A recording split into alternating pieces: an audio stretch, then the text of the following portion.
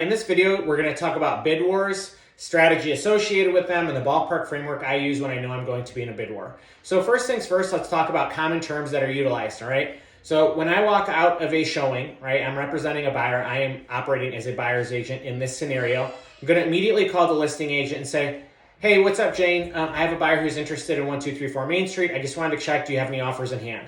They are going to say yes or no. If they say yes, I say, oh, great, congratulations to you and seller. Can you tell me how many are in hand? Now, they may answer and say, look, we have 2, or look, we have 7. But they also might say, we have multiple, and, whatever, send us your best offer. I say, okay, cool. Is there anything you can tell me about those offers, right? And I just continue this line of gentle questioning. I'm just talking to them like an old friend, as if we already have pre-established rapport, pre-existing relationship. We've talked a bunch, right? I'm treating them like a friend. My tone of voice is very calm, comfortable, confident. Like I'm asking them, what color is the sky? Okay?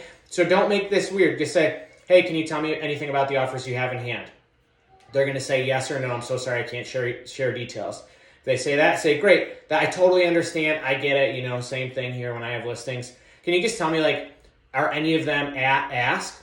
And they're going to say yes or no. Say, okay, are they how much above ask? Are we talking 5%, 10%? Can you give me any details?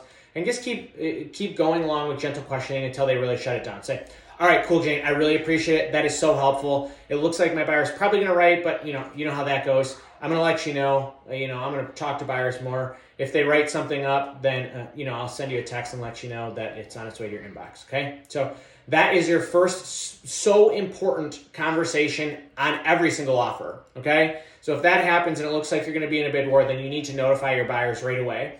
I hope that if you're operating in a market where it's an extreme seller's market and bid wars are happening frequently, then you should have briefed them on bid wars and common terms and how that process works in your buyer consult. But if this is somewhat unanticipated, unexpected, or you just didn't do that on the buyer consult for whatever reason, you should in the future. But let's talk about common terms, okay? The first most common term that we use in Southeast Michigan here is an FYI inspection. You could think of this like a pass or a fail inspection, all right? So basically what happens, I'm not a huge fan of my clients waiving inspections altogether. Some people do it. I have occasionally too. I have personally done it on investment properties, but it's not something that I prefer to do. I try to avoid it as best I can. So a way that I make this comfortable for the buyer while also being advantageous to the seller is I will offer an FYI inspection. Basically what that means is my buyer's just doing it for their information only. So maybe I'll write a 5-day FYI inspection for this example. Basically means buyer still has full rights to the inspection. They can pay to have a private inspector come in, fully inspect the home, but that inspection is just for their information. Basically what they're going to say at the end of that inspection period is they're going to say, yes, I am good to move forward, knowing all that I know now, or no, I'm not okay to move forward, okay? They don't really have any options to retrade or ask for price reductions or repairs. FYI inspection, great. Again, I'm going to have notes in the video notes here so you can see the actual terms and how I write them. Next thing we should talk about is appraisal coverage or an appraisal guarantee. Appraisal coverage is basically stating that in the event of a low appraisal, say I'm under contract at 725 and the appraisal comes in at 700, then in appraisal coverage, I'm pre-agreeing in my initial offer to cover some sort of gap, okay? So I might say, in the event of a low appraisal,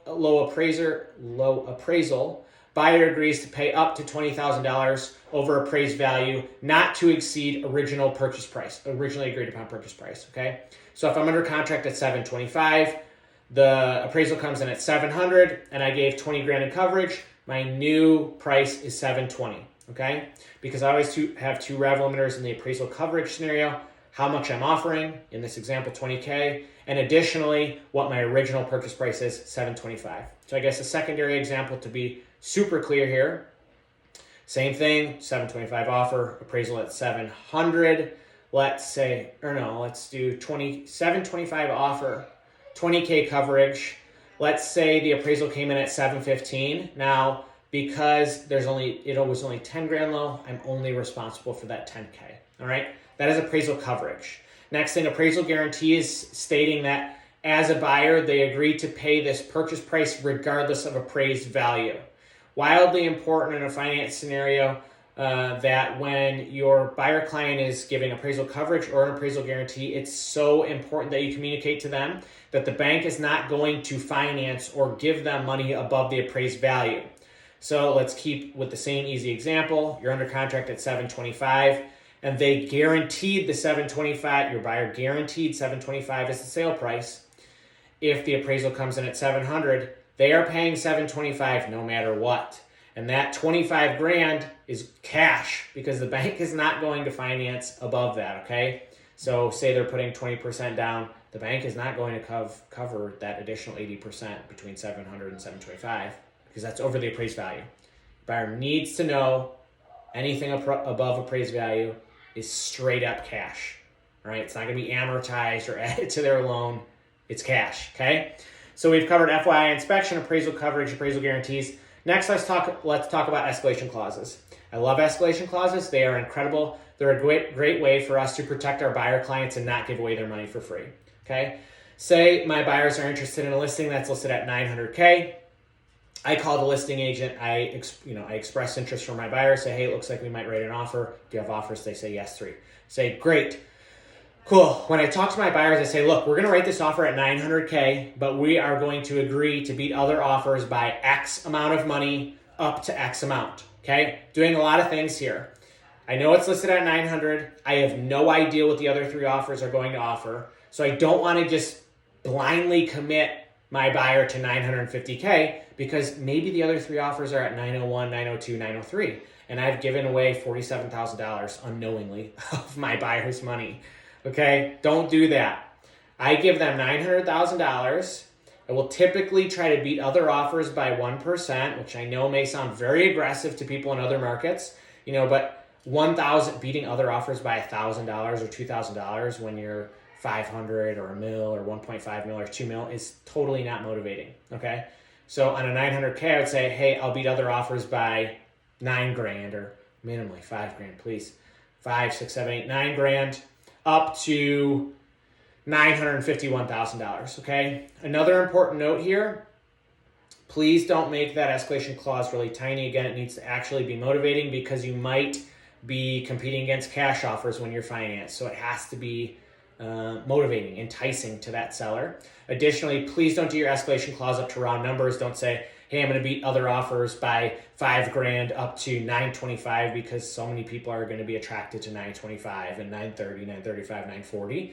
You should always be doing 6s and 7s, 1s or 2s. So I'll beat other offers by $6,000 up to $951, or I'll beat other offers by $6,000 up to $956. Something like that. Please just don't be another person who's attracted to round numbers. I have won so many offers, so many bid wars, just by that alone. Next, let's talk about acceleration clauses. I love them. They're incredible. They're an excellent way for a buyer to regain some sort of negotiation power when they're operating in a seller's market, right? We're typically in a seller's market when there's a bid war or a home is deeply undervalued or deeply underpriced. So in competitive scenarios, acceleration clauses are incredible, especially if you can find a home off market and get an offer in before it goes to market to kind of reduce competition that way as well. Here's how it looks. Buyer agrees to increase their offer by $5,000 or $10,000 if seller accepts this offer within X hours by X time. Okay, so I might say, hey, I'm offering on this $900K house. Let's stick with the theme.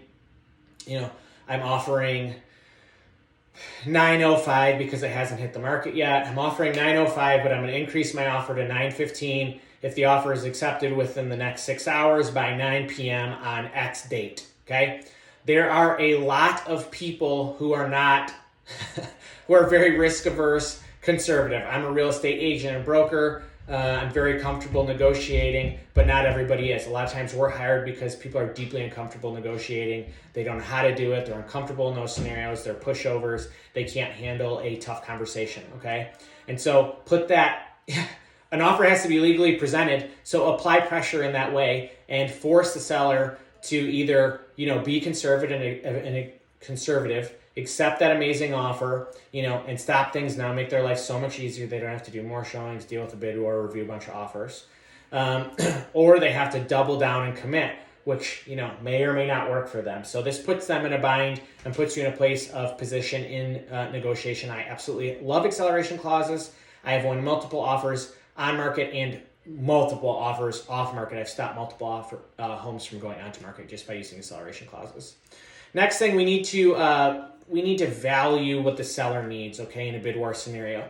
If they need if they need occupancy post close on a financed offer, when a buyer is buying a house on financing, at least right now the max allowable is 60 days post close, all right, that the seller can stay in the home.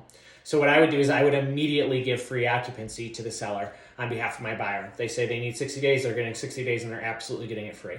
Now, some buyers are going to have an issue with this. They're going to have some pushback, like, I'm not paying for somebody to live in my new house. That's crazy. Well, here's how I have that conversation with them. Okay, hey, John, I totally understand that this is not enjoyable to allow somebody to stay in your home post-close, like after you've bought your brand new house, but here's how I want you to think about it, okay? So we're writing this offer. We're set to close January 15th, 2023, all right? But what's going to happen is you're not going to have your first mortgage payment on February 1st, regardless of whether you're living in the house or not. That scenario is not going to change, okay? So you're closing on January 15th.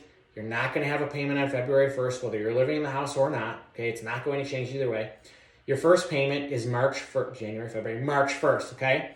So we have 45 of those 60 days where there's no real change in your the cost of living scenario, right? Now, of course, you have to pay to live in the place where you're still living, but it's not super painful like anything. You're not paying extra like you would in a separate scenario where you're moving in right away, okay? So I don't know if I explained that the best for you in this video, but just think about that. Come from that sort of perspective. I've had to talk buyers off a cliff so many times.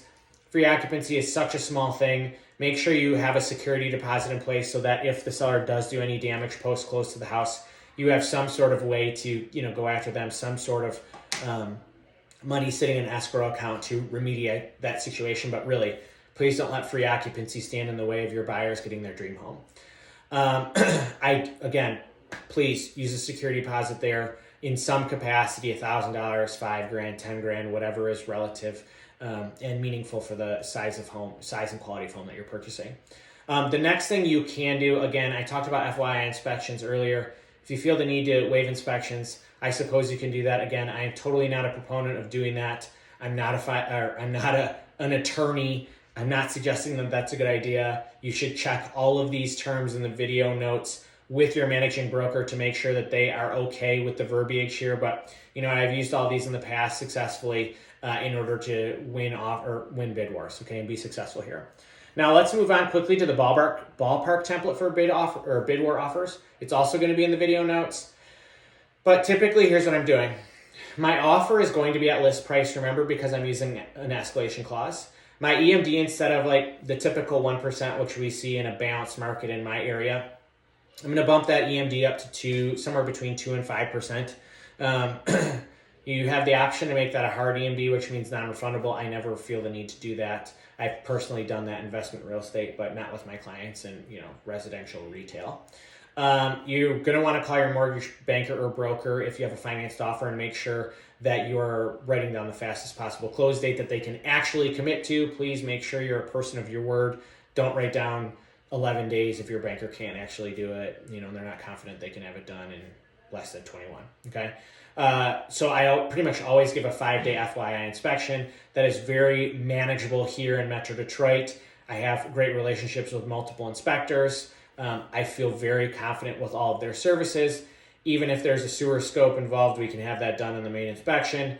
Even if there's a water test, we just have to pull that. We have to have that water tested immediately. Even if there's well and septic, 5 days is manageable for sure in my area. Maybe you need to do a 7-day FYI or a 6-day FYI or whatever, 4-day FYI if there's no water, well or septic, testing going on, or maybe no radon as well. But my typical is a 5-day FYI inspection. Again, I'm using an escalation clause. I'm usually beating other offers by approximately 1%.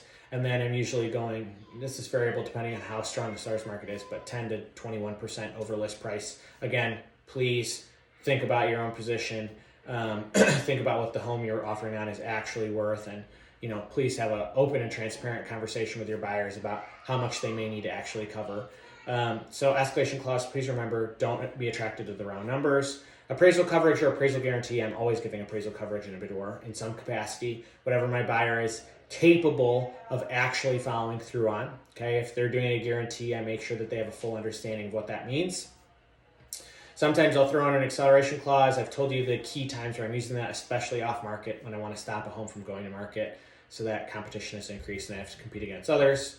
Remember, occupancy, any seller exclusions, please, God, honor those things. And that's really it. If you have any questions, please make sure to look in the video notes so that you can see my terms and then our ballpark framework for competing in bid wars. Best of luck out there. See you in the next video.